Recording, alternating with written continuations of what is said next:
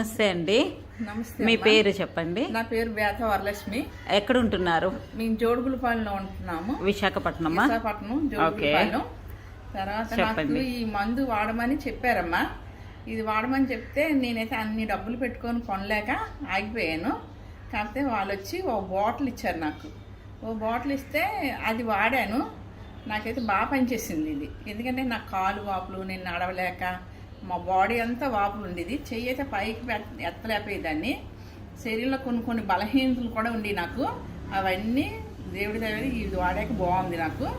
అందుకని ఇది నేను ఒక జాయిన్ అయ్యాను. ఇది బాగుందని చెప్పి మా పిల్లలు కూడా చెరుకు 2 జాయిన్ అయ్యారు.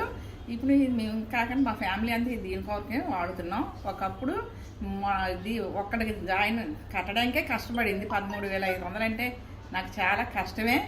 నేను తీసుకోలేదు. అప్పుడు తెచ్చి ఒక బాటిల్ ఇచ్చేసరికి బాగుందని చెప్పి మేమందరం ఇది వాడడానికి దీన్ని వాడుతున్నాం. మేము బాగుంది. మీకు ప్రాబ్లం ఎన్ని సంవత్సరాలు బట్టి ఉన్నది? మీ కాలు నొప్పులు అని చెప్పారు కదా. నాది 20 సంవత్సరాలు బట్టి ఉందమ్మా. 20 సంవత్సరాలు. ఓకే. ఇది వాడిన తర్వాత ఎన్ని రోజుల్లోనే మీకు ఆ డిఫరెన్స్ తెలిసింది? 3 రోజుల్లో తెలిసింది. 3 రోజుల్లో తెలిసిందమ్మా. ఎందుకంటే నా బాడీ వాపులు ఏదో కాలు అంతా మెట్లా ఉండేది. నరాలు అయితే అనిపోయి చాలా లావు మనిషిని.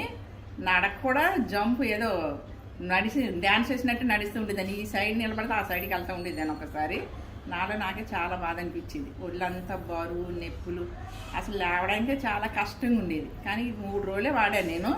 బాగా రిలీఫ్ వచ్చాక మళ్ళీ నేను వాడడం మొదలుపెట్టాను. చాలా బాగుంది ఇది. ఓకే. మీకు అది నరాలు అదే అంటే కాళ్ళల్లోనే నరాలన్నీ కూడా గుంపుగా ఉండడం, అదే ఇంగ్లీష్లో మనం వెరికోస్ వెయిన్ అంటాము. ఆ ప్రాబ్లం ఉండేది కదా. సో అది ఎన్ని సంవత్సరాలు బట్టి ఉండేది? ఇప్పుడు వాడిన తర్వాత ఎలా ఉన్నది?